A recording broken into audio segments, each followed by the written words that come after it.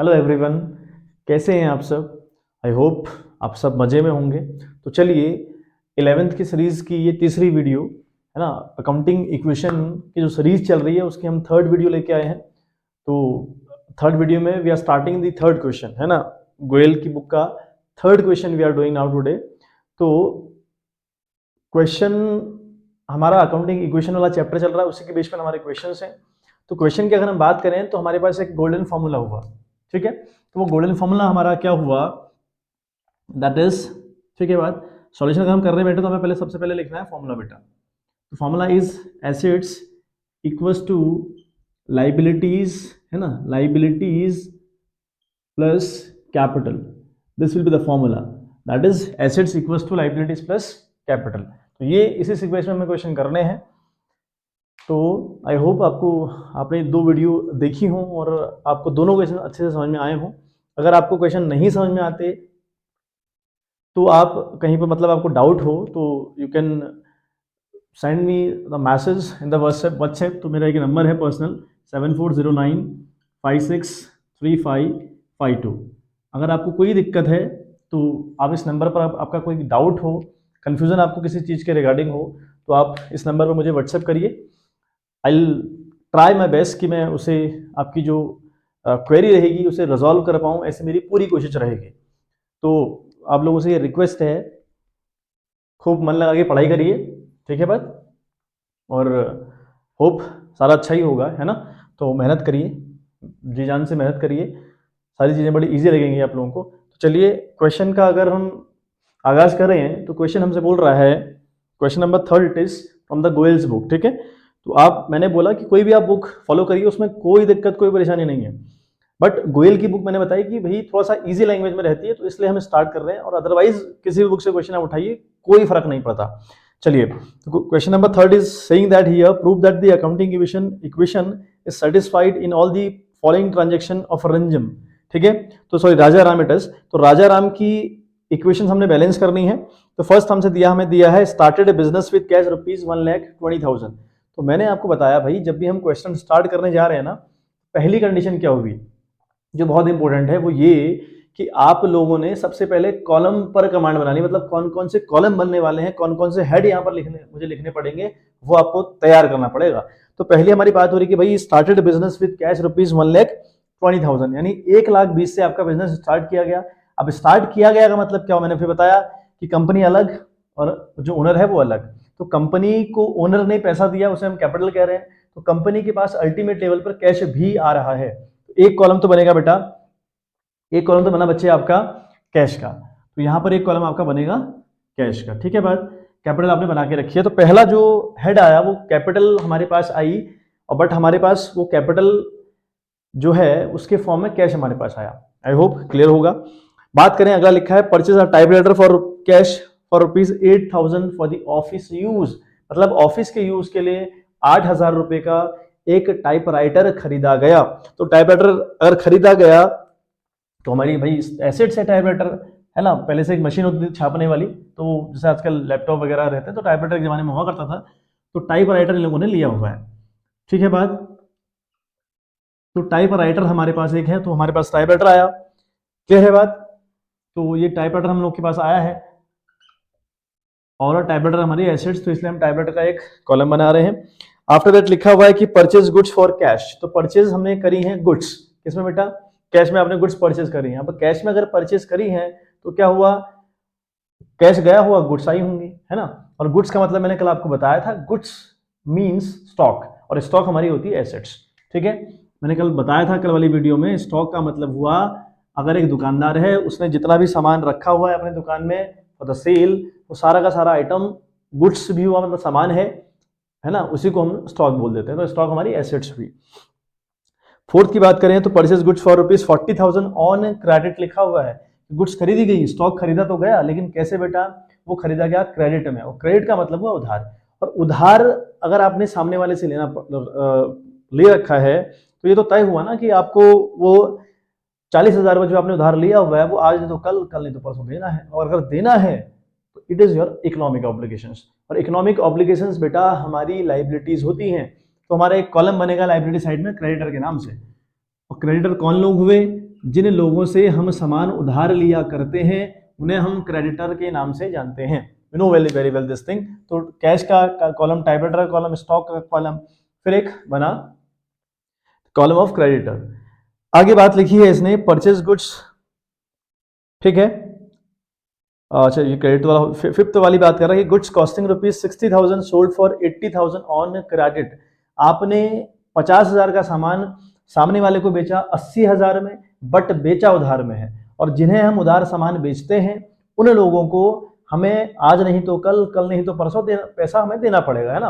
मतलब अगर मैंने किसी को उधार बेचा तो उस बंदे ने मेरा पैसा देना हुआ, लेकिन कभी ना कभी तो देगा ना। मतलब विद इन 3 मंथ्स 2 मंथ, तो 1 साल के अंदर अंदर उसे पेमेंट करनी पड़ेगी। अब अगर करनी पड़ेगी तो मेरी एसेट्स भी, और एसेट्स भी कौन सी assets, to whom we sold our product in the credit. जिस बंदे को हम सामान उधार में बेच रहे हैं, that person will be called are debtors. वो हमारा बंदा डेटर्स है, और डेटर हमारी होती है बेटा एसेट्स। तो एक कॉलम फिर बनेगा यहाँ पे डेटर्स का, ठीक है बात। तो एक कॉलम आपका बना बेटा डेटर्स का, ठीक है। तो DEBTUR स्पेलिंग होती है, बट बी साइलेंट रहता है, हम इसको डेटर पढ़ते हैं। चलिए फिर है आपका paid for rent ₹1,500 and for salaries ₹2,000। Salary के लिए 2,000 रुपए पे किए गए और रेंट के लिए 1,500 रुपए पे किए गए। अब रेंट और सैलरी पे करना एक ऐसा नाम हुआ जिन्हें मैं कहता हूं कि फर्जी है भाई, ठीक है। अब ऐसे मेरा वो सेंस नहीं कि फर्जी नाम है, मतलब फर्जी इन द सेंस क्या हुआ, हमने जब रेंट चुकाना बेटा किसी को, तो रेंट का मतलब हुआ हमने उसको कैश दिया, अल्टीमेट लेवल पर हमने उसको कोई अमाउंट दिया होगा, है ना। अगर 1,000 रुपए की बात करें तो हमने क्या करा, सामने वाले को कैश दिया ना, लेकिन उस कैश का नाम क्या था, रेंट नाम रखा हुआ है। मतलब अपनी सुविधाओं के लिए हमने क्लासिफाई कर पाए, ताकि चीजों को आइडेंटिफाई कर पाए हम लोग, तो हमने नाम दिए हैं। तो हमने नाम दिया भाई 1,000 रुपए कैश दिया आपको, और उस कैश का नाम हमने रेंट रख दिया। आई होप क्लियर होगा। रही बात सैलरी की, सैलरी का मतलब क्या हुआ, आप किसी के यहाँ 1 महीना 2 महीना 3 महीना काम करिए, उसके बदले जो आपको कैश मिलता है उसका नाम सैलरी रखा हुआ है। ये नाम बिल्कुल फर्जी हुए, है ना। फर्जी इन द सेंस ये नाम रखे हुए नाम है, मतलब ये नाम है थोड़ी, अदरवाइज दुनिया में कोई एग्जिस्टेंस थोड़ी है रेंट का कि आपको रेंट दिख रहा है भाई, ये रेंट है, रेंट दिखता नहीं है ना। तो रेंट ना तो एसेट्स है ना लाइबिलिटी है, रेंट ना एसेट्स है ना लाइबिलिटी है, सिर्फ खर्चा है कंपनी का, वो एक अलग मुद्दा हुआ। लेकिन एसेट्स और लाइबिलिटी नहीं है तो इसका कोई कॉलम भी नहीं बनता। हमने ये बात याद रखनी है कि वो सारे नाम जो हमने अपनी सुविधाओं के लिए रखे हुए हैं, है ना, वो ना तो एसेट्स होती है ना लाइबिलिटीज होती है। एक भी नाम आप गिना दीजिए जिसका नाम हमने रखा हो और वो एसेट्स हो, है ना। जैसे हम परचेज कह रहे हैं, एक वर्ड है परचेज, है ना। परचेज का मतलब हुआ प्रोसेस, एक प्रोसेस हुई ना, it is a process that we are paying to somebody cash and he is giving us to some goods. वो कुछ सामान हमको दे रहा है, हम उसको कैश दे रहे हैं, ये प्रोसेस का नाम रखा परचेज। तो कोई परचेज कोई एसेट और लाइबिलिटी नहीं हो सकती। तो इसलिए हमने कह रहे हैं कि लाइबिलिटी और एसेट्स में ये नाम नहीं आते, तो ऐसे नामों का कोई कॉलम बनता नहीं है, ठीक है बात। तो रेंट वाला जो जितना भी तामझाम है ये हमारा दूर रहेगा। तो इतने बेटा कॉलम इसमें बनने वाले हैं। तो ये अल्टीमेट कॉलम है जितने मैंने यहाँ बना दिए हैं, ठीक है बात। चलिए करते हैं स्टार्ट। तो क्वेश्चन आराम से कर रहे हैं। सबसे पहले बेटा मैंने आपको कल भी बताया, हर वीडियो में मैं आपसे कह रहा हूँ कि भाई आपको सबसे पहले ये पता होना चाहिए कि इसमें कॉलम कितने बनने वाले हैं। जब एक बार स्ट्रक्चर तैयार हो जाएगा ना, जो ढांचा मैंने बनाया अगर तैयार हो गया फिर तो कोई बात ही नहीं है, फिर तो ईजी गोइंग में चीजें होंगी आराम से। और मैं प्रॉमिस कर रहा हूँ आपको, आप वीडियो लगातार वॉच करिए, बहुत तरीके से वीडियो को देखिए, मेरे साथ प्रैक्टिस करिए।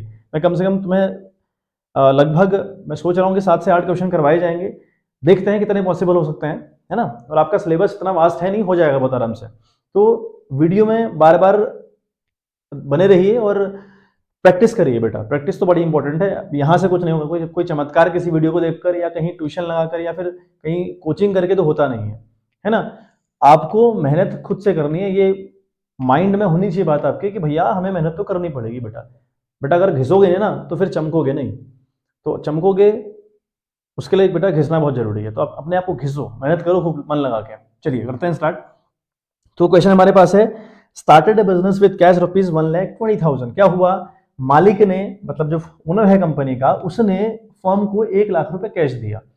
तो 1,20,000 रुपए हमारे पास कैश आया भाई, 1,20,000 रुपए हम लिख रहे हैं कैश वाले कॉलम में। प्लस स्टॉक, टाइपराइटर की बात यहाँ नहीं करी गई, स्टॉक की बात यहाँ नहीं करी गई, डेटर्स की बात नहीं करी गई, क्रेडिटर की बात नहीं करी गई, बट हाँ जो हमारे पास कैश आया है it is the capital, that's why we have to return, sorry मैंने 150 लिख दिया, इट इज 120, है ना।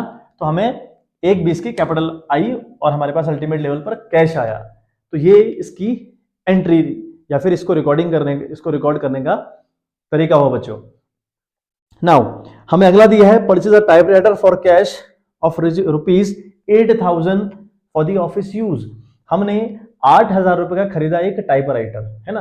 अब सोचो जरा सा, आप बाजार गए, आपने खरीदा टाइपराइटर, मतलब आपने सामने वाले को कैश दिया होगा, उसने आपको टाइपराइटर दिया होगा। कंपनी के केस में भी यही हुआ होगा भाई, कंपनी ने सामने वाले को कैश दिया होगा और टाइपराइटर लिया होगा, मतलब टाइपराइटर आपके पास आया 8,000 रुपए का, है ना। तो प्लस 8,000 आप यहाँ करें, क्योंकि हमारे पास 8,000 का टाइपराइटर आया, लेकिन कैश भी तो गया 8,000 रुपए, तो यहाँ लिखेंगे -8,000 रुपए।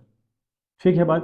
बाकी स्टॉक की कोई बात नहीं हुई, डेटर्स की कोई बात नहीं, क्रेडिटर की कोई बात नहीं इसमें हुई, कैपिटल पर कोई इंपैक्ट इस बात का अल्टीमेट लेवल पर नहीं पड़ा।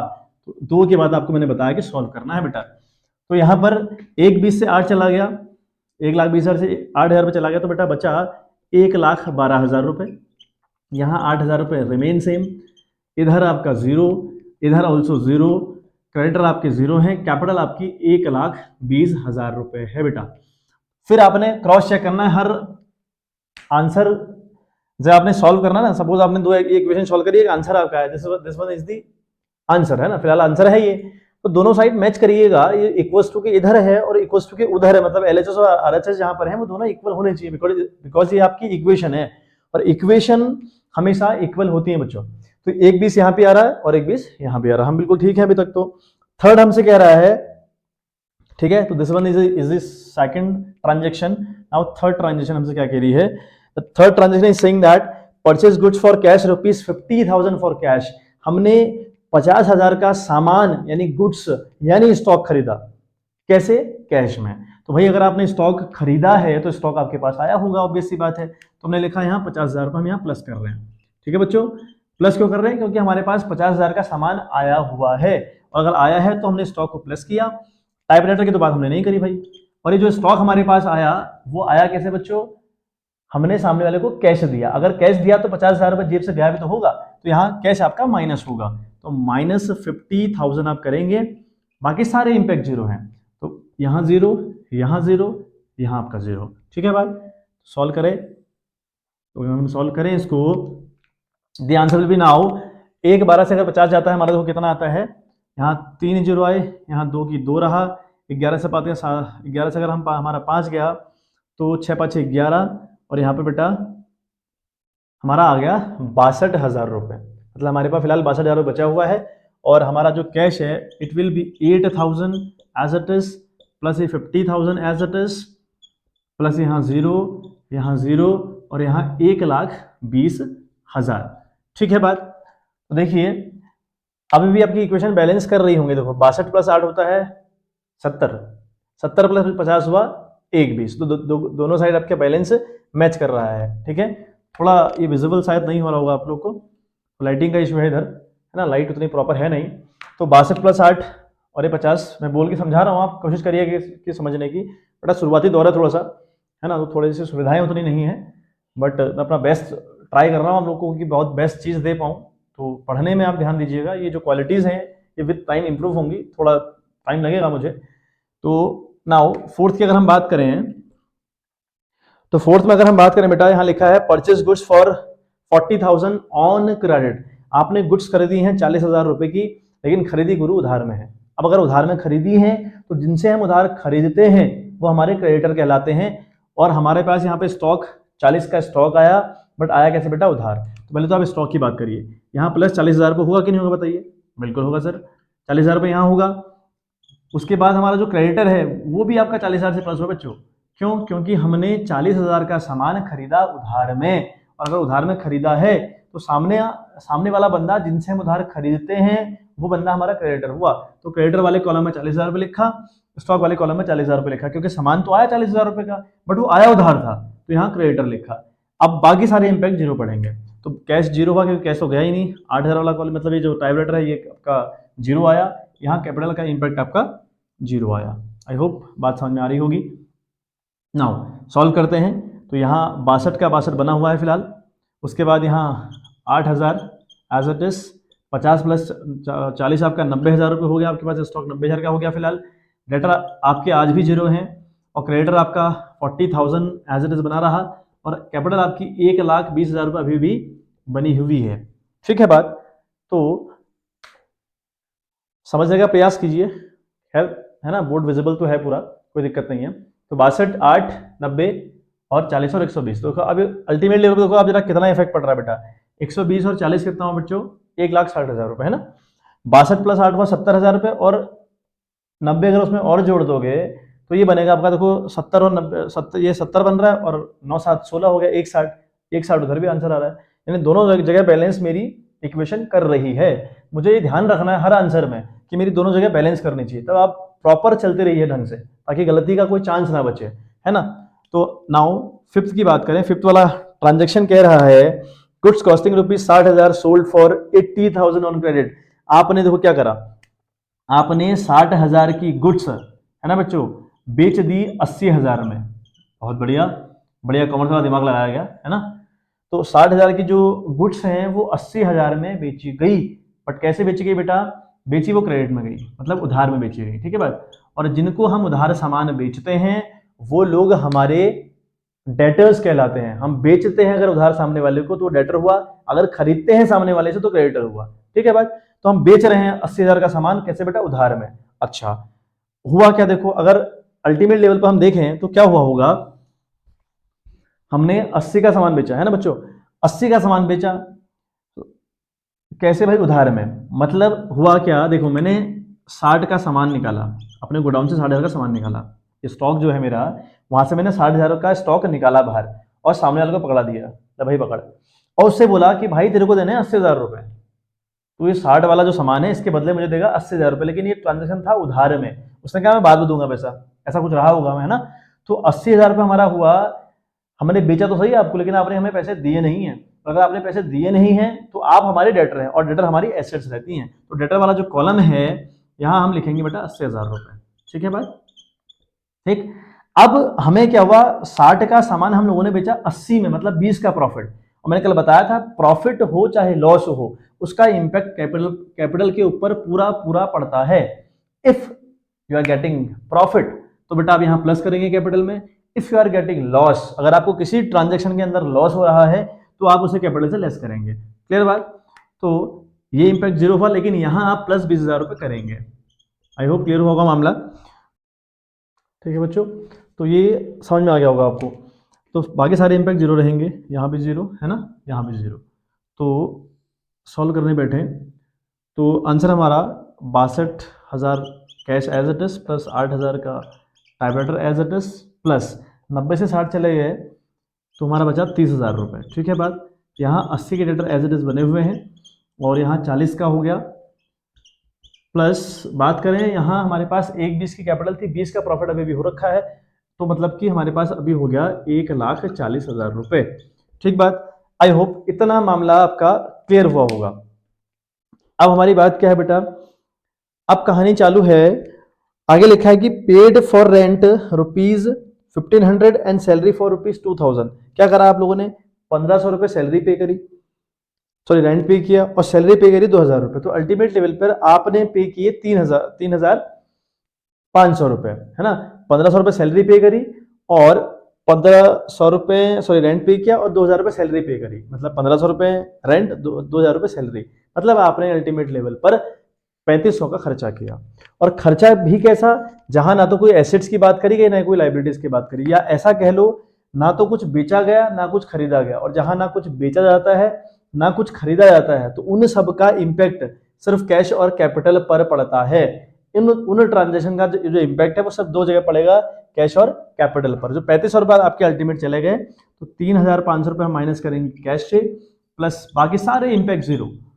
ठीक है, बराबर यहाँ जीरो, और यहाँ भी माइनस आप 3,500 रुपये करेंगे बच्चे। ठीक है, तो जहां कुछ ना बेचा, मतलब जिन नामों के थ्रू कंपनी ना कुछ बेच रही है ना कुछ खरीद रही है, तो इन सब का इंपैक्ट गुरु कैश और कैपिटल दोनों पर सेम पड़ता है। ठीक है बात। तो यहाँ 3,500 दोनों से लेस हो जाएंगे बच्चों। ठीक, चलिए, तो हमारा 6 ट्रांजेक्शन था, तो देखो 3,500 रुपये हमारे पास लेस हुआ है ना, हमारे 3,500 रुपये लेस है। तो यहाँ हम क्या लिखेंगे, 500 यहाँ आया, लेस करने के बाद यहाँ रहा आपका 2, 1, तो 11 से 3 गया, तो 8 3 11 और यहाँ रहा 5, 58,500 प्लस यहाँ 8,000 रुपये और प्लस यहाँ 30,000 रुपये, फिर प्लस हमारा यहाँ 80,000 रुपये और इधर हमारा 40,000 रुपये। इधर अगर हमारे पास था अभी तक 1,40,000, उसमें से 3500 हमारा चला गया, तो 500 हमारा यहाँ बचा। यहाँ रहा 9, 9 से 3 गया 6, यहाँ 3 और यहाँ 1,36,500 रुपये हमारे पास अभी बचे हैं बच्चे। ठीक है बात, इतनी बात होपफुली आपको समझ में आ गई होगी। नाउ सातवां अगर हम ट्रांजेक्शन देखें तो जो 7th वाला ट्रांजेक्शन है वो हमसे क्या कह रहा है, उसकी बात सुन लें, है ना। तो उसकी बात क्या है, वो ट्रांजेक्शन आपसे कहता है दैट रिसीव ₹800 फॉर कमीशन। आपने 800 रुपये कमीशन के रिसीव कर रखे हैं। अल्टीमेट लेवल पर सोचिए जरा क्या हुआ, कमीशन के नाम से मुझे 800 की इनकम हुई और इनकम मतलब मेरा कैश हुआ, बढ़ाना कैश, तो मेरा यहाँ में प्लस 800 रुपये करूंगा। क्लियर बात, यहाँ मैं 800 रुपये प्लस करूंगा बिकॉज मेरे पास 800 रुपये कैश आया है, इनकम आई है कमीशन के नाम से। और कमीशन एक फर्जी नाम हुआ, एक ऐसा नाम हुआ जिसके थ्रू ना कुछ बेचा गया ना कुछ खरीदा गया, लेकिन फिर भी कैश आया। तो ऐसी ट्रांजेक्शन आपका कैश और कैपिटल को दोनों लोगों को सेम वे में इफेक्ट करते हैं। तो 800 रुपये कमीशन यहाँ भी प्लस होगा और 800 रुपये प्लस कमीशन आपका यहाँ भी होगा बच्चे। नाउ बारी है सॉल्व करने की, तो सॉल्व करें तो ये 58,500 और ये प्लस 800 जुड़ गया, तो 8 5 13, कैरी 1 चला गया, तो 8 1 9 हो गया और ये 59,300 प्लस 8,000 एज इट इज बना हुआ है और प्लस 30,000 यहाँ एज इट इज बना हुआ है, प्लस यहाँ 80,000 रुपये एज इट इज बना हुआ है, equals to 40,000 as it is है यहाँ पे, और प्लस हमारा ये भी 800 प्लस करिए, 8 5 13, कैरी अगेन 1, 6 1 7, तो ये हो गया 1,37,300 रुपये हमारे पास फिलहाल अब कैपिटल हो चुकी है बेटा। आखिरी ट्रांजेक्शन हमारे पास है, हमने कह रहा है कि विड्रॉ फॉर प्राइवेट यूज ₹5,000, ठीक है, तो 5,000 रुपये कंपनी से निकाले गए फॉर द पर्सनल यूज, मतलब फॉर द प्राइवेट यूज, यानी हमारे ओनर ने कंपनी से खुद के यूज के लिए 5,000 रुपये निकाल रखे हैं। अब अगर 5,000 रुपये निकाल रखे हैं तो ये जो टर्म है ये ड्राइंग कहलाती है, मतलब अगर ओनर फर्म से पैसा निकाले खुद के यूज के लिए it will be a drawing. तो 5,000 रुपये ड्राइंग करी, अब ड्राइंग करी होगी तो फर्म का कैश गया होगा, और कैश गया होगा लेकिन कोई एसेट लायबिलिटी की बात फिर नहीं करी। इस ड्राइंग के जाने को हम कैश और कैपिटल दोनों पर सेम वे में दिखाएंगे, ठीक है। तो यहां हम लिखेंगे -5,000 रुपये, बाकी सारे बेटा इंपैक्ट 0, ठीक है बात। और यहां आपका 5,000 रुपये बच्चे प्लस होगा। अभी लास्ट में आपको ये सॉल्व करना है। तो ये आपका 300 और 9 5 14 के 4 हासिल 1, 64,300 आया। ये प्लस आपका 8,000 रुपये रहा, ये प्लस आपका 30,000 रुपये एज इट इज आया बच्चे, ये प्लस आपका 80,000 रुपये है, इक्वल्स टू आपका ये 40,000 रुपये है बच्चों। और कैपिटल आपकी अब बढ़ गई, तो 300 ये हुआ और 7 में 5 ऐड किया, 7 5 12 हो गया, है ना, 7 5 12, कैरी आपका बेटा 1 और ये हो गया 4, ठीक है बात, और ये 1, तो 1,42,300 रुपये, ये हमारा आंसर अल्टीमेट लेवल पर आए हैं। अब लास्ट में क्या होगा, क्रॉस चेक अगर करना है तो इसको मतलब जो ये कैश है, टाइपराइटर है, स्टॉक है और डेटर है, इनको जोड़कर एक आंसर निकालिएगा। ऐसे ही क्रेडिटर वाला जो लास्ट का आंसर है और कैपिटल का जो लास्ट आंसर, इनको जोड़कर आंसर निकालिएगा। तो आंसर अगर दोनों साइड सेम आते हैं तो हमारी इक्वेशन बिल्कुल ठीक है, अगर नहीं आ रही तो हमारे आंसर कहीं ना कहीं बेटा गलत है। तो आई होप आपको समझ में आ गई होगी, ये पूरा वीडियो आपको समझ में आया होगा, अच्छा लगा होगा आई होप आपको। तो 1,42,200 बच्चे, ठीक है, 300 सॉरी, 1,42,300 रुपये है क्लास में, है ना, थोड़ा विजिबल नहीं हो पा रहा, 1,42,300 रुपये। तो चलिए आज के लिए इतना ही बेटा, ठीक है। तो आप सपोर्ट करिए, आप अपना प्यार बनाइए, चैनल को जितना हो सके सब्सक्राइब करिए, शेयर करिए, वीडियोस अपने दोस्तों तक पहुंचाइए, कॉमर्स के बच्चों तक जितने भी ये वीडियोस रीच कर जाएं। तो कोशिश करिएगा कि आपका प्यार और सपोर्ट मुझे मिले, मैं ऐसे मोटिवेट रहूं, सो दैट कि मैं कंटिन्यू बना रहूं आप लोगों के साथ। तो चलिए, thanks for the watching, bye bye, have a good day ahead.